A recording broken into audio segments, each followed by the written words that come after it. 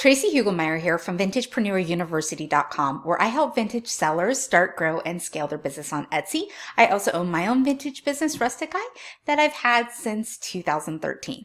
And today I wanted to talk with you about a new guide that Etsy put out, Tips for Getting Featured on Etsy. I think it has some really awesome information, even though I don't necessarily think that your main focus should be to get featured on Etsy because that's a pretty long shot for most shops. But there's still good things to strive for. There's some good tips there. So I went through it and I want to share some of the highlights with you today in this video. Okay, so here we are in the seller handbook, Tips for Getting Featured on Etsy, and I will link this for you in the notes below so you can check it out as well. Whenever Etsy puts out information like this, I always recommend going through it because there are always, a lot of good insights to be had. Again, even though you may not be aiming to get featured on Etsy, there's still kind of some behind the scenes insight of the things that we maybe should be focusing our efforts on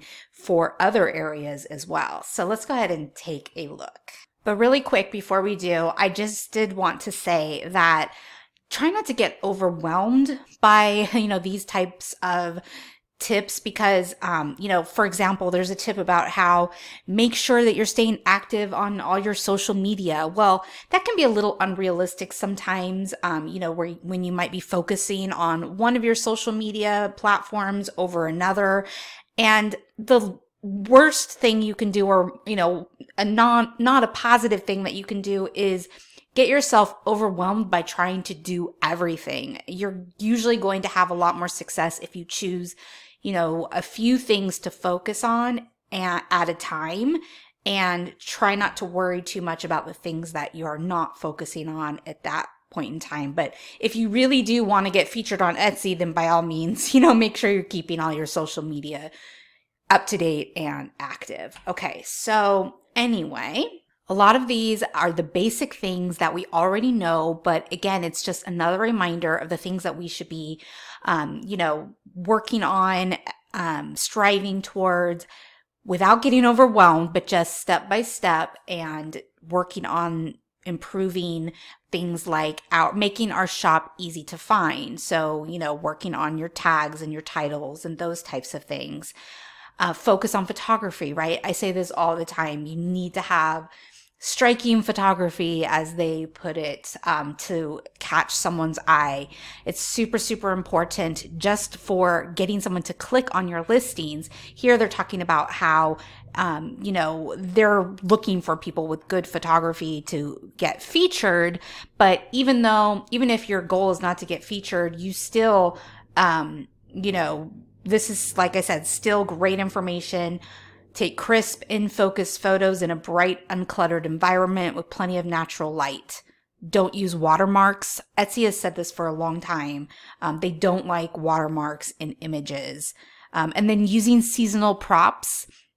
That's something that I talk about a lot in a very kind of minimal way so that it's not overpowering, but like they're saying here, in context. All right. So, develop your brand. We talk about that a lot, how having a strong brand, a cohesive, recognizable brand makes you stand out on Etsy. That's absolutely true. And even if, again, you're not trying to get featured, this is really good, helpful information. Etsy is saying here that, in addition to good product photography, unique items, and beautiful visual branding, you can also highlight your branding through your shop graphics, packaging, and your about section, which are things that, you always want to make sure that you are striving towards. Tell your story. So in addition to telling your story, which I talk a lot about in my reviews that I do, in my Friday feedback reviews, in addition to telling your story for your customers, telling your story also helps you get noticed, potentially with Etsy. So it kind of gives some insight here on what are good things. Like if you're stuck and you're not sure what your story is, are some suggestions that Etsy has, a specific real life journey and turning points, like overcoming adversity, inventing a new product to meet a need. That can be for vintage sellers. It could be sourcing something that's a little bit different that maybe you didn't know you were going to source initially, but it ended up being something that you really just loved and changed your focus to. Like for me, it's vintage letterpress. That really is a big part of my story. Okay, so, and how the business has affected your life. So those are all things that you can think about when you're trying to tell your story. And inspiring workspaces. Those are always fun to see. This person is saying, I love to see photos of people's workspaces, tools, and processes, and the backstory of how the person found the space and learned the skill. There are plenty of skills for vintage sellers. We have a very unique skill of being able to source products that people want and make a good profit on it, and know the history of it and be able to price it right. I mean, those are all very specialized skills that not everybody has. So don't overlook that ever. Okay, so be transparent. Make sure that you're disclosing things about your business. Etsy's always said to make sure you're listing other shop members if there are people who help you. And there's recent photos of you and your shop members. Remember, show your pretty face. Etsy's reinforcing that they want to see your face too. And one kind of side note here is that when it comes to the Etsy algorithm, we only know as much as Etsy has shared with us. They are not going to ever share the entire algorithm with us because that's proprietary information. So when Etsy puts out information like, this article, pay attention to it because there might be little tidbits that it would actually help, in an Etsy algorithm too, that they may not be sharing with us that that's the case, but if they're telling us that these are things they're looking at and these are things they're interested in, then it can only be in our benefit to kind of try and do those things. Like, for example, showing a photo of our face. Now, are they going to know that it's our face? No, but let's just say, for example's sake, that they are looking at to make sure there's an actual photograph somewhere of us, not of us, but just a photograph of a person in our shops, as opposed to like a picture or something instead of the picture of our face. That might be something that they're looking at. We don't know that. So my only point is just look at kind of use these to have little secretive behind the scenes glances of what Etsy is expecting, if that makes sense, because it may just be part of their algorithm that we don't even know about. Okay, sell great products. This comes down to listening to your customers and what they want and selling more of that, sourcing more of that. And niching down is a great way to kind of cultivate that as well. And then market your expertise. If you have a story or expertise that you think could benefit fellow sellers, spread the word. This is interesting. It says leaving comments on articles in the seller handbook is a great way to share your experience and engage with other sellers. This is something I really never even thought about prior to reading it right now.